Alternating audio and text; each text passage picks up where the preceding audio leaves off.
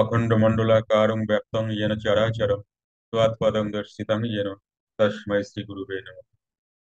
সাধনায় উন্নতি লাভ করিতে হয়। যোগীরাজ বলিতেন, সকলেরই দেহে 6টি চক্র আছে, উহাকে শঠ চক্র বলে। ওই শঠ চক্রই সকলকে বাঁধিয়া রাখিয়াছে। কি বুঝতে পারছেন?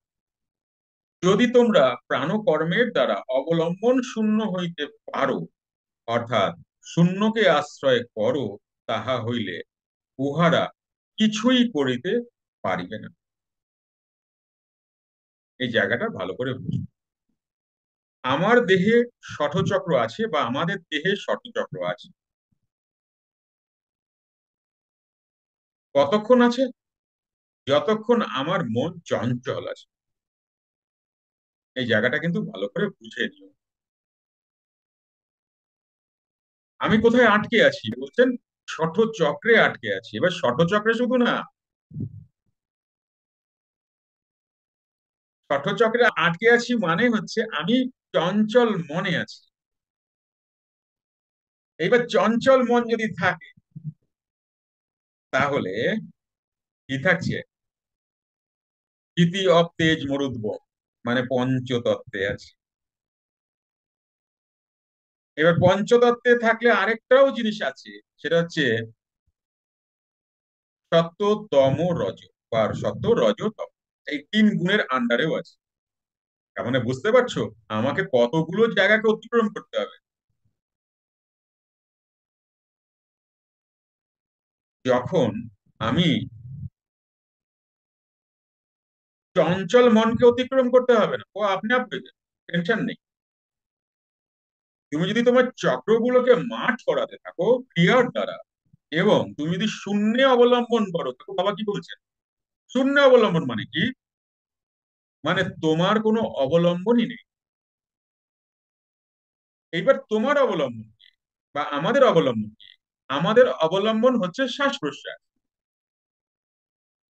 এইবার এই শ্বাস প্রশ্বাসের যে অবলম্বন আমাদের আছে, এই অবলম্বন যেদিন ছেড়ে যাবে, মানে আমার শ্বাস প্রশ্বাস অধিক ক্রিয়া করতে করতে যখন আমার শ্বাস প্রশ্বাস থাকবে না, তার আগেই কিন্তু চক্র মার্চ হতে থাকবে। মূলাধার এসে স্বাধিষ্ঠানে, স্বাধিষ্ঠান মূলাধার এসে মণিপুরে, মূলাধার স্বাধিষ্ঠান মণিপুরে অনাহততে, এইভাবে মার্চ হতে হতে যখন আমি বিশুদ্ধে এসে দাঁড়াবো, তখনও কিন্তু হচ্ছে না।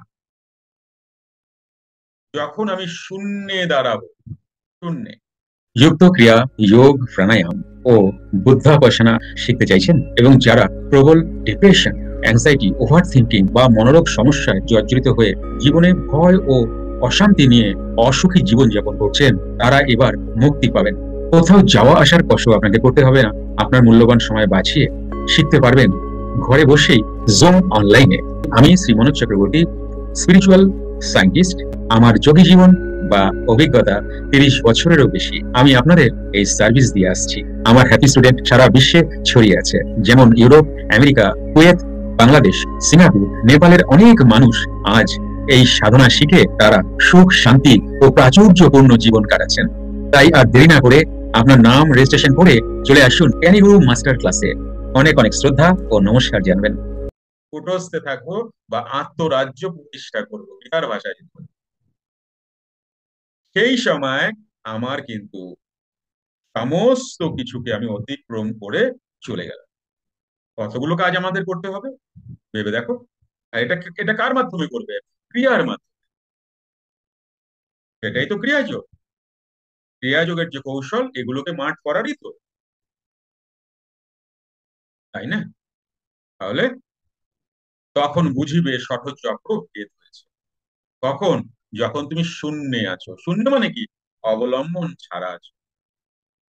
শূন্য মানে আকাশে বসে থাকবে না কিন্তু। হ্যালো, শূন্য মানে তুমি আকাশে বসে থাকবে নাকি? মাটিতেই থাকবে।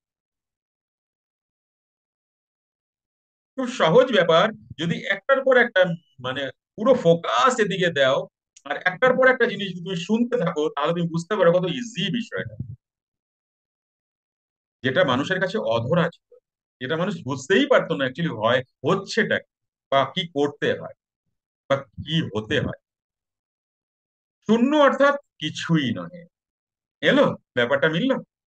শূন্য অর্থাৎ কিছুই নহে। ওই কিছুই নহে অবস্থায় অবস্থান করিলে কোনো বাধা থাকে না। শ্বাস প্রশ্বাসের সঙ্গকেই সৎসঙ্গ বলে, কারণ যতক্ষণ শ্বাস আছে ততক্ষণই জীবের সত্তা সৎ প্লাস তা, অতএব শ্বাসই সৎ। এই শ্বাস প্রশ্বাসের সহিত সঙ্গ করিতে পারিলে শূন্যে স্থিতি হয়। তখন কর্তৃত্ব, চিন্তা, পাপ, পুণ্য, ইচ্ছা সবই চলিয়া যায় ও স্বভাব মানে আত্মভাব প্রাপ্তি হয়। কুণ্ডলিনী হইতেছেন আধার শক্তি, ইনি সুষুপ্তা, ইনি স্থূলকে অবলম্বন করিয়া ধরিয়া আছেন। ইহাকে আধারচ্যুত করিতে হইবে। এটা ডিটেলস পেলাম না আগে, তোমাদেরকে এটা ডিটেলস এ করিয়েছিলাম, তাই এটা পড়ে চলে যাই যখন শুরুই করেছি। তাহা হইলেই ইনি শিবকে অর্থাৎ শূন্যকে আশ্রয় করিয়া নিরাশ্রয় বা নিরালম্ব হইবেন। নিরাশ্রয়ং মাং জগদীশ রক্ষ। জীব প্রথমে স্থূল তত্ত্বকেই আশ্রয় মনে করে, কিন্তু শূন্য তত্ত্ব যেখানে কোনো অবলম্বন নাই, তাহাই জীবের প্রকৃত আশ্রয়। কণ্ঠের ঊর্ধ্বে আজ্ঞা চক্রের স্থিতি অর্থাৎ আশ্রয় লাভ করিলে তবেই জীবের স্থায়ী রক্ষা হয়। আজ্ঞা স্থায়ী রক্ষা না হলে কি হয়? জীব মরে আর জন্মায়, মরে আর জন্মায়। আজ্ঞা চক্র হইতে দুই দিকে যাওয়া যায়, উপরে অব্যক্ত, নিচে ব্যক্ত। আজ্ঞা চক্র থেকে দুই দিকে যাওয়া যায়, উপরে অব্যক্ত, নিচে ব্যক্ত। তাহার শিক্ষা দেওয়ার পদ্ধতি ছিল স্বতন্ত্র। তিনি সব সময় অধ্যাত্ম কথাগুলির সূক্ষ্ম বৈজ্ঞানিক ব্যাখ্যা করিতেন। সেই জন্য উহা সাধকদের হৃদয় স্পর্শ করিত।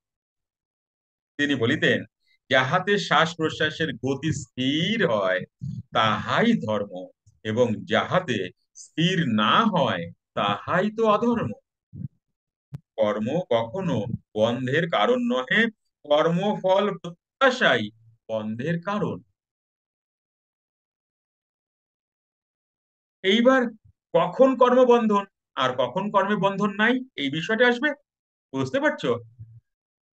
তাহলে এখানে প্রশ্নটা আসছে, তাহলে কখন কর্মের বন্ধন হয় আর কখন কর্মের বন্ধন নাই। তাহলে দেখো এই জায়গাটা, এদিকে তাকাও, ওইখানে আর নাই, হ্যাঁ, বইতে নাই, এদিকে তাকাও। সব বইতে থাকলে আর আমি বসি কেন বলো? দীপালি। সম্ভবী মহামুদ্রা। Shambhavi Mahamudra. আমি মহামুদ্রা আমার হ্যাঁ, Shambhavi Mahamudra Shambhavi Mahamudra is just creating a passage. কিছু ক্রিয়া আছে এইভাবে করবে, এখানে ফোকাস দেবে। কিছু ক্রিয়া দীর্ঘক্ষণ এইভাবে ফোকাস দিয়ে ক্রিয়া, ধীরে ধীরে ধীরে ধীরে তোমাদেরকে আমি কিভাবে এখানে আসবো, মূল টার্গেট তোমার এই জায়গাটা। তাই আর দেরি না করে আপনার নাম রেজিস্ট্রেশন করে চলে আসুন জ্ঞানীগুরু মাস্টার ক্লাসে। অনেক অনেক শ্রদ্ধা ও নমস্কার জানবেন। সব বইতে থাকলে আর আমি বসি কেন বলো? দীপালি। বন্ধন ততক্ষণই থাকবে যতক্ষণ আমি মনের আন্ডারে থাকবো। কেমন? সেই কর্ম করতে করতে মানে ক্রিয়াযোগ করতে করতে, ক্রিয়াযোগে বসে শ্বাস প্রশ্বাসকে টানা ফেলা টানা ফেলা টানা ফেলা করতে করতে যখন শ্বাস প্রশ্বাস অন্তর্মুখী হয়ে যাবে, বাইরের শ্বাস বাইরে, ভেতরের শ্বাস ভেতরে, তখন আর কর্ম তো তুমি করবে, কিন্তু ফল উৎপন্ন হবে না। কেন? কারণ তোমার তো মনই নেই। যে মন কর্মফলের প্রত্যাশা করে সেই মনটা কোথায়? মনটা তো নাই। আজকে তুমি যাই করো না কেন, এই সংসারে আমরা যাই করি না কেন, আমরা কিছু না কিছু তো আশা করি। কেউ কেউ বলেন, আমি ভিখারিকে টাকা দিই, আমি যদি কোনোদিনও অসুবিধায় পড়ি আমায়ও ভগবান টাকা দেয়। কেউ কেউ এইভাবে ভিখারিকে টাকা দেয়, তাই না? কেউ কেউ অনেক সাহায্য করে মানুষকে যে পরের জীবনে আমার সুখ হবে। কিছু না কিছু তো মন চাইবেই চাইবে, তুমি পারবে না। চঞ্চল মনকে ট্যাকেল করতে তুমি পারবে না। মন কিছু না কিছু তো চাইবেই, তুমি যা কর্ম করো না কেন কিছু না কিছু তো চাইবেই। একটা কর্মেতে মন চায় না, সেটা হচ্ছে শ্বাস প্রশ্বাস গ্রহণ ত্যাগ করছে, এখানে কিছু চায় না। কিছু তো চাওয়ার নেই। শ্বাস প্রশ্বাস শেষ, শেষ কর্ম কি? শ্বাস প্রশ্বাস গ্রহণ ত্যাগ। এই কর্মতে আমরা কখনো চাই না কিছু। আজকে আমি 21,600 বার শ্বাস প্রশ্বাস গ্রহণ ত্যাগ করলাম, আজকে যেন প্রভু আমি এইটা পাই, এমন কেউ বলে? আজকে যেন আমি ইলিশ মাছের ঝোল দিয়া কবজি ডুবায় খাইতে পারি, এরকম কেউ বলে? আমি তো আজকে 21,600 বার শ্বাস প্রশ্বাস গ্রহণ ত্যাগ করি। তুমি চাইলেও এটা হবে, না চাইলেও এটা হবে। মজা বুঝতে পেরেছো? কেউ কোনোদিনও শ্বাস প্রশ্বাস গ্রহণ ত্যাগে কিছু চায়নি, কিন্তু এই শ্বাস প্রশ্বাস গ্রহণ ত্যাগ করতে গিয়ে কি হয়েছে, আমাদের মনের জন্ম হয়েছে। এবার এই মন যা কিছু কাজ করি, কিছু না কিছু চেয়ে ফেলে, প্রত্যাশা তো থাকবে। তাই যখন তুমি, তোমার কর্মের বন্ধন থাকবে, মানে চঞ্চল মন আমাদের আছে, যে কর্ম করছি ওই কর্মে আমরা কিছু না কিছু চেয়ে ফেলি। বাড়িতে যদি পূজারি লক্ষ্মী পূজা, আমার যেন ঘরে অনেক সম্পদে ভর্তি হয়ে যায়। পাশের বাড়ি ও মার্সিডিজ কিনেছে, আমি যেন ওই লেভেল একটা মার্সিডিজ কিনতে পারি। তুমি আমার এত টাকা দাও, কিছু তো থাকেই বলো। যিনি বলবেন আমি কিছু প্রত্যাশা করি না, তাকে আমি নমস্কার করবো। আমি কিছু প্রত্যাশা করি, এগুলো নিজেকে ঠকায়, লোককে তো ঠকাই। যত, এটা কিছু করার নেই, যতদিন চঞ্চল মন থাকবে কিছু না কিছু চেয়ে ফেলবে, জানো? দেখে নিও। সন্তানকে বড় করি বুড়ো বয়সে দেখার জন্য, বলো তো?